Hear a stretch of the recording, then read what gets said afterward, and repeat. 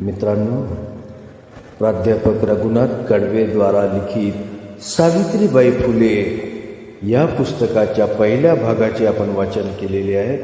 आज सुरू करूया दुसऱ्या भागाचे वाचन. आपणास जर माझी वाचनशैली, माझा हा उपक्रम आवडला असेल तर कृपया चॅनलला लाईक करा, सबस्क्राईब करा आणि शेअर करायला विसरू नका. मुलींच्या शाळांच्या पाठोपाठ ज्योतिरावांनी महारवाड्यात शाळा सुरू केली. सध्या जेथे अहिल्या आश्रम आहे तिथे अस्पृश्यांच्या मुलामुलींची शाळा सुरू झाली. महार मांगांना शिक्षण देण्याची कल्पना केवढी धर्मद्रोही. सोवळ्या ओवळ्याचे एवढे बंड माजलेले तेथे ज्योतिरावांनी विद्येचा दरवाजा या वर्गास खुला केला.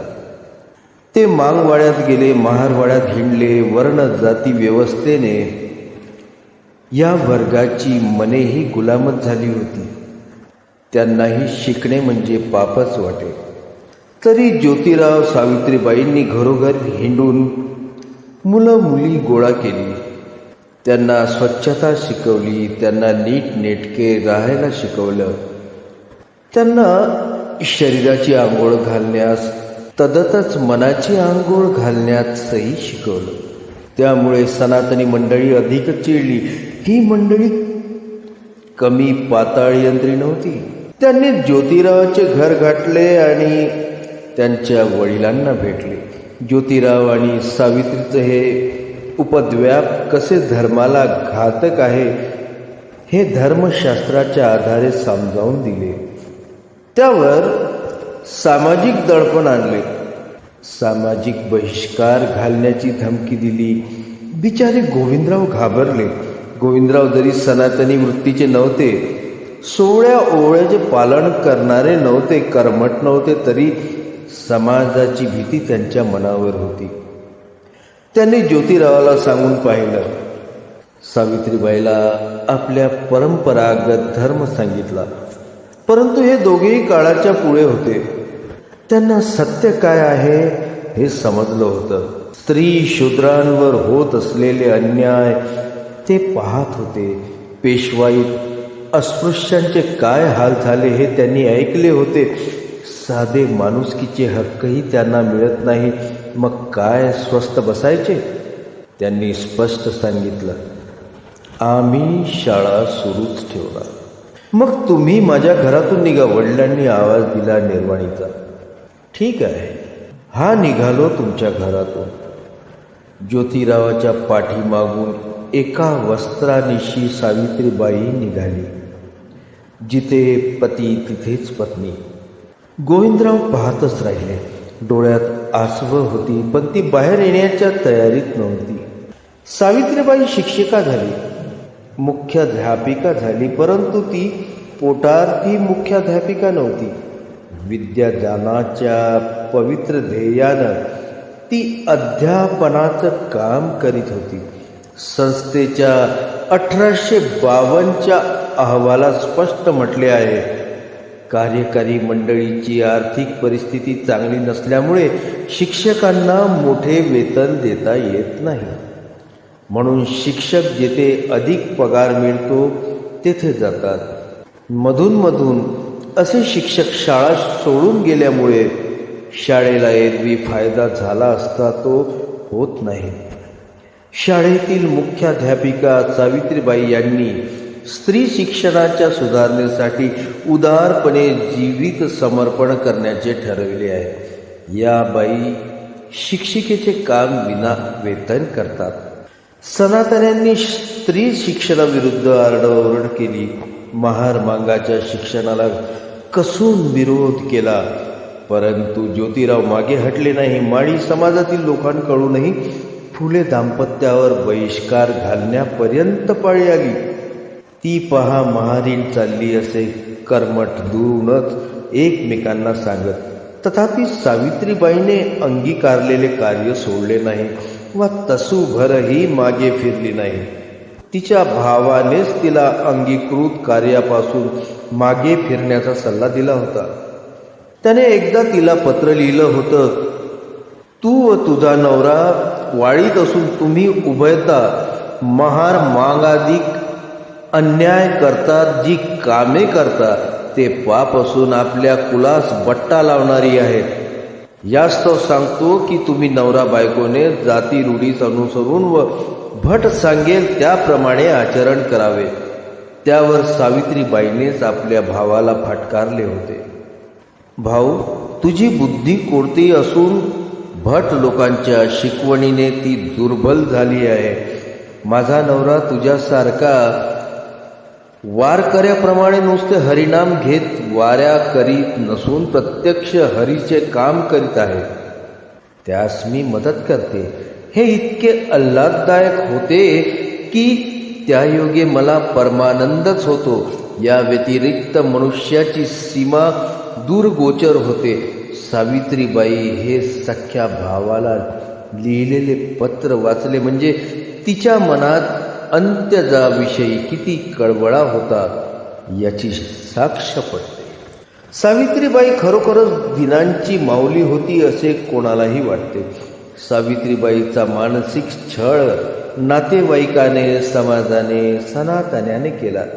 आता ही बाई मानसिक छळाची तमा बाळगत नाही याची खात्री पटता तिचा प्रत्यक्ष शारीरिक छळ करण्याचा विचार काहींनी केला. ती रस्त्याने शाळेत जात असता एखादी कर्मठबाई शिवशिव करीत तिच्या अंगावर दुरूनच शेणाचा एखादी पोळटा फेकून मारी. त्या शेणाची घाण ती न रागावता चालता चालता स्वच्छ करू लागे.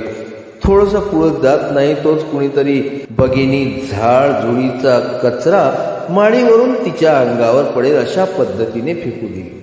सावित्रीबाई तिच्याकडे पाहत मंद स्मित करीत म्हणे, बरं झालं बाई, तुझी ही फुलेच मला माझ्या विद्यार्थिनींना शिकवण्यास उत्तेजन देईल. आणि ती झपाझप पावले टाकीत शाळेच्या दिशेने निघून जाईल. सावित्रीबाई शाळेत गेल्यावर ते घाण कपडे बदलवीत असे. दररोज काखेत धरून तिला लुगडी चोळी घेऊन जावे लागेल. काय ही एका साध्वीची दशा.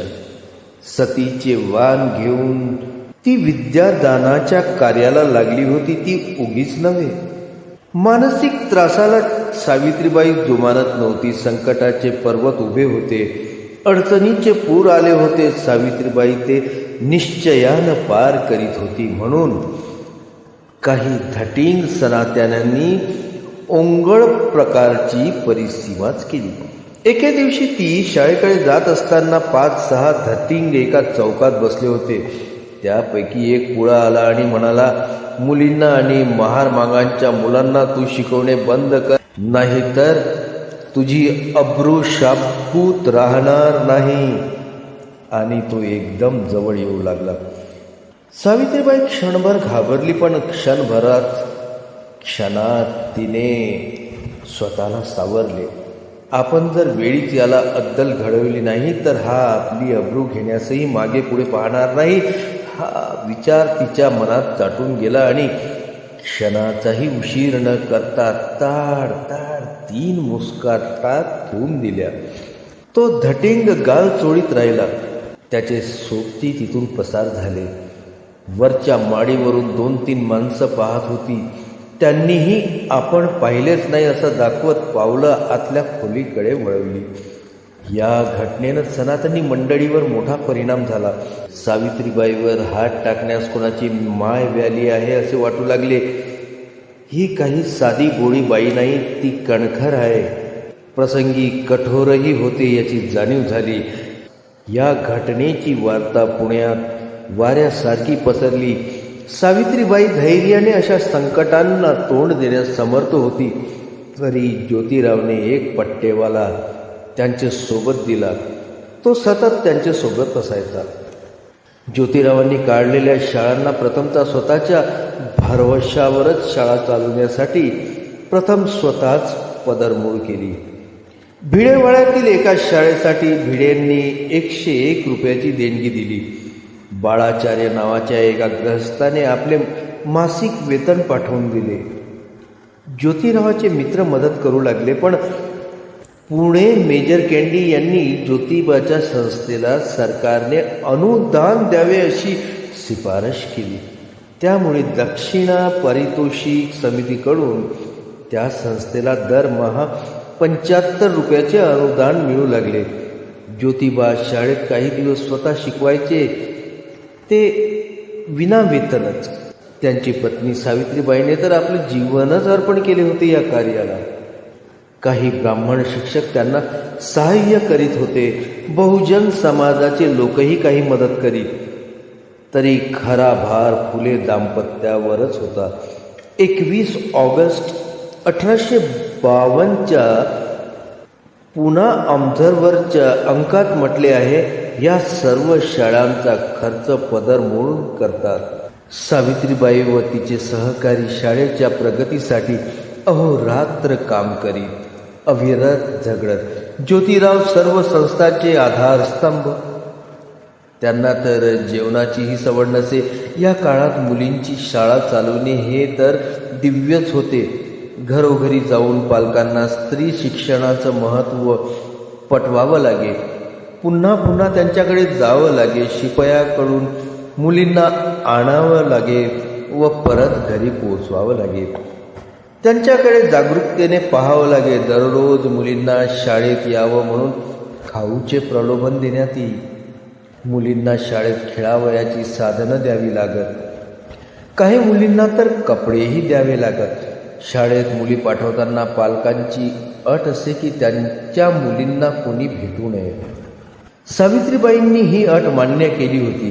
त्यामुळे संस्थेच्या सभासदाच्या अनुमतीविना मुलींना कोणीही भेटू शकत नसे. ज्योतिराव सावित्रीबाईंनी चालवलेल्या शाळांना पाहणीच्या वेळी देण्यात आलेले काही अभिप्राय असे आहेत.